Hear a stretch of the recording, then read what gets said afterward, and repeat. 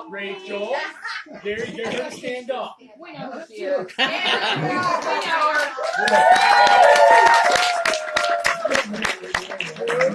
You want this to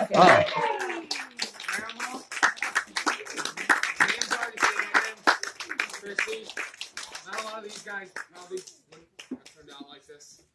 I mean, I was kind of drove crazy last night. So. Just a little. Just a little.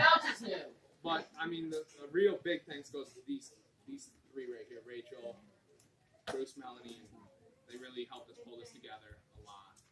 But I was thanks everyone for help. John and shoot, I forgot. I stole. Shelly, thank you. Like father, like son. They did provide us with some of the decorations and that. It was a big help. Turned out real nice. So thank you all. Right. Good job, Joe. Good job. It looks like a long speech he's got. My freaking essay. Oh, it's funny. Everyone hear me? I'm gonna try to speak up a little. Can everyone see me? Yeah. Oh, good.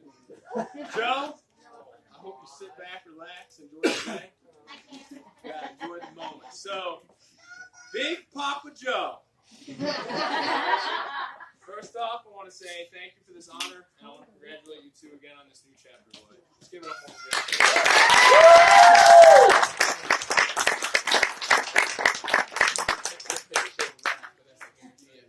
To Allison, I want to let you know a little bit about the Joe that I got to grow up with.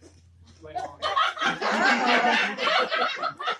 I were to describe Joe in 4 words, it would be hardworking, compassionate, servantship, and resiliency. So let's start on hardworking first. Joe has always had a strong work ethic at his core. He was always willing to lend a hand on the farm, and I can still remember the first time he came over to throw hay. Most people usually wear jeans to throw hay. Joe, on the other hand, pulled up, got out of his car, and he was wearing shorts. That didn't stop him or slow him down one bit from unloading hay that day. I knew before that, though, he was a hard worker from working alongside him in the weight room. Joe was a huge kid in high school, with tats, like you said, and I can still remember him playing fullback in junior high. Senior year, he got moved to line, but fullback before senior year. I remember always competing to get to 300, and your legs were always stronger than mine. Whenever you walked into the weight room, your work ethic was contagious to the entire weight room, and it was always awesome to see you take the younger kids under your wing. In school, Joe also had a hard work ethic and was constantly hitting the books while being a student athlete. Rarely did I see Joe sitting around, if at all. Compassionate. Joe has a heart for other people. Most of the time, when I see Joe talking to people, he is usually listening instead of talking to others. I know that a lot of people here could testify and agree with me when I say this because it is a part of his lifestyle.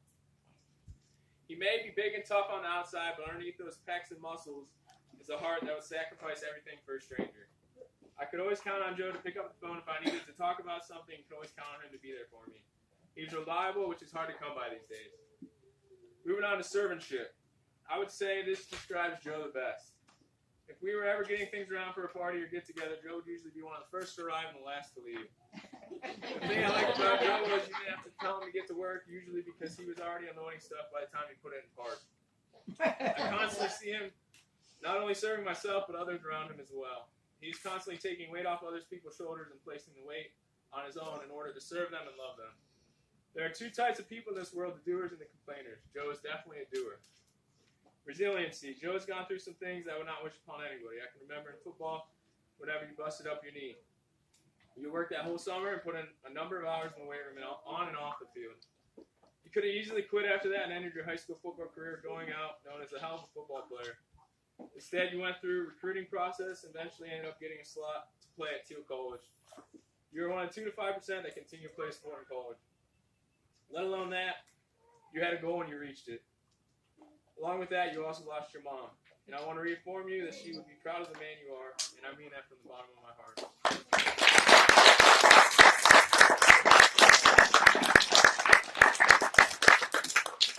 Still got another page, man. I'm sorry. Joe, continue to be yourself and continue to put others first in your life. I know at times it may be tough and it might feel like a lot of weight, but I want to know that it doesn't go unnoticed and you're truly impacting the people around you every day. I thank you for always being a dependable and reliable friend in my life. You have really modeled hard work, compassion, servantship, and resiliency in my life and make me a better person. I thank you for being that friend that wants the best in life and attacks the day head on. So now for the both of you. Allison, I'm happy that you've seen the Joe that I grew up with and got to play alongside with in high school. I know that you make this man happy because whenever I would talk about him today, he wouldn't stop talking about you. I know that whenever I see his smile, it's because of you and the love you have shown him. For that, I thank you. I do want to warn you, though, there will be times that Joe may not be on time, may not be as patient, you may want to watch football instead of your favorite episode on Netflix. And for you, Joe, there may be times where Allison will fall short and not meet your expectations. On those days, I pray that you guys will come back to this moment right here and remember this day. At the root of the day is love and sacrifice. Joe, this may mean more walks through a store you have no interest in, and the whole time you're questioning why you're there. But Allison loves it. It may even mean cleaning the dishes some nights and doing the laundry after a long day of work. Allison, this may mean more walks through a store that you have no interest in, or possibly watching a football game instead of your favorite Netflix show. I think the Bible gives us the best representation and definition of love. 1 Corinthians 13:4-8 says, "Love is patient, love is kind. It does not envy, it does not boast. It is not proud. It does not dishonor others. It is not self-seeking. It is not easily angered. It keeps no record of wrongs. Love does not delight in evil, but rejoices with the truth. It always protects, always trusts, always hopes, always perseveres. Love never fails."